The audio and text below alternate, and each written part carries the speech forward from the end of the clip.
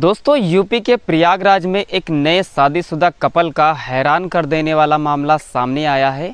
आपने सुना होगा कि सुहागरात में दुल्हन पति को दूध पिलाती है, लेकिन यहाँ पर जब पति दुल्हन के साथ सुहागरात मनाने जाता है, जैसे ही दुल्हन का घूंघट उठाता है वैसे ही दुल्हन के पास दूध नहीं बल्कि तेज़ धारदार हथियार होता है। अब जैसे ही दूल्हा दुल्हन का घूंघट उठाता है वैसे ही दुल्हन कहती है कि अगर तुमने हमको टच किया तो तुम्हारे 35 टुकड़े हो जाएंगे। जो दूल्हा होता है तेज़ धारदार हथियार को देखकर बहुत ज़्यादा डर जाता है। तो दोस्त पूरा मामला क्या है, आइए इस वीडियो में एक कहानी के माध्यम से समझने का प्रयास करते हैं। दोस्त चैनल पर नए हैं तो प्लीज़ यार चैनल को सब्सक्राइब एंड वीडियो को लाइक ज़रूर करना। आपके सपोर्ट की इस भाई को बहुत ज़्यादा ज़रूरत है।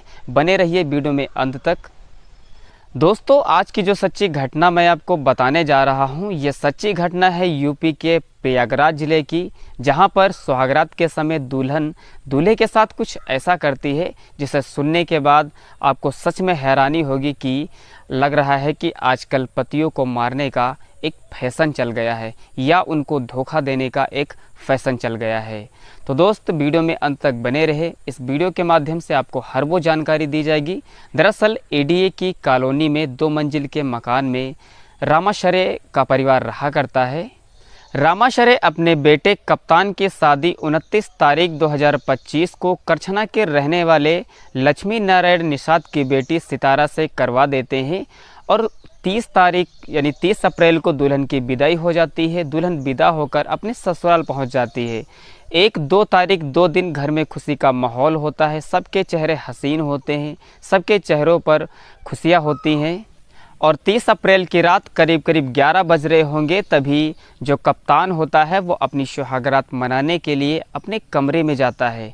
जैसे ही कप्तान कमरे के अंदर जाता है, देखता है कि उसकी होने वाली पत्नी बेड पर घूंघट में बैठी हुई होती है। जैसे ही कप्तान अपने दुल्हन का घूंघट सर से हटाते हैं वैसे ही दुल्हन दिखाती है तो उनको एक तेज़ धारदार हथियार चाकू दिखाती है और उनसे कहती है कि अगर तुमने हमको टच भी किया तो तुम्हारे 35 टुकड़े हो जाएंगे।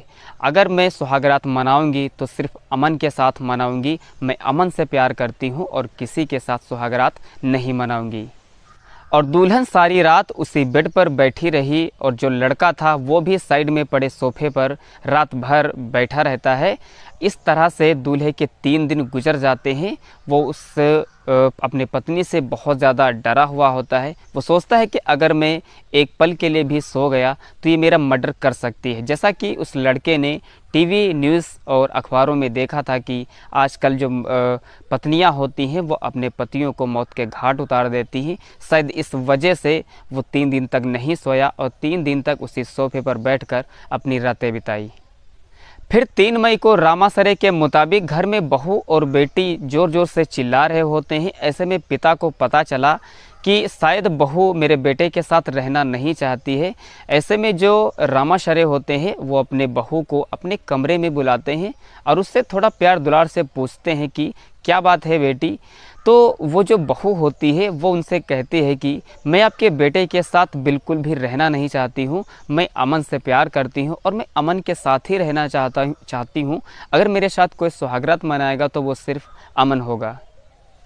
और इस चीज़ को लेकर लड़की के ससुर ने बहुत ज़्यादा समझाया बुझाया, लेकिन जब लड़की नहीं मानी तो लड़के के पिता यानी रामाशरे उन्होंने लड़के के पिता को यानी अपने समधी को फ़ोन किया और सभी परिवार वालों को अपने घर बुला लिया। वहाँ पर सभी लोग उपस्थित हुए। उन सब से सारी वारदात बताई गई कि आपकी बेटी ऐसा मेरे बेटे के साथ करती है, वो रहना नहीं चाहती है। वो कह रही कि मैं सिर्फ अमन से प्यार करती हूँ और मैं उसी के साथ रहना चाहती हूँ। फिर उन दोनों के बीच में थोड़ा सा जो है वो बातचीत हुई, राजी रुजा हुई। फिर जो लड़की थी वो कहने लगी ठीक है मैं यहीं पर रुकूंगी एक बहू बनकर और मैं अमन को भूल जाऊंगी। लेकिन कुछ ही दिन के बाद सितारा अपने घर की पीछे की दीवार कूदकर वो अमन के साथ फरार हो गई। इस पर उसकी बहन ने कहा कि अच्छा हुआ कि ये चली गई, वरना मेरे भाई की जान लेकर ही जाती। गांव के कितने लड़कों की शादी हुई, सभी लोग बहुत ज़्यादा खुश रहते हैं। और एक मेरे भैया थे, जब से इनसे शादी हुई है वो अपने आप में बहुत ही दुखी रहा करते थे। और जब सितारा अपने बॉयफ्रेंड के साथ यानी अमन के साथ फरार हो जाती है तो सितारा का पति यानी कप्तान भी इस चीज़ के बारे में किसी से कुछ नहीं कहता है, ना तो कोई कानूनी कार्रवाई करता है, ना ही कुछ करता है।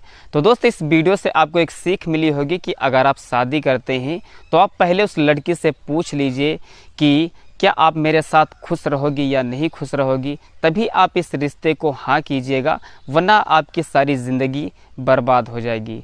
हमने सुना था कि जो भारत है वहाँ पर, भारत एक सांस्कृतिक देश है, यहाँ पर एक बार लोग बंधन में बंधने के बाद 7-7 जन्मों का साथ देते हैं, लेकिन यहाँ तो पल पल का भी भरोसा नहीं है। तो ज़रा सोच समझ के अपने जीवन साथी को चुनिए। मिलते हैं नेक्स्ट वीडियो में, तब तक के लिए धन्यवाद।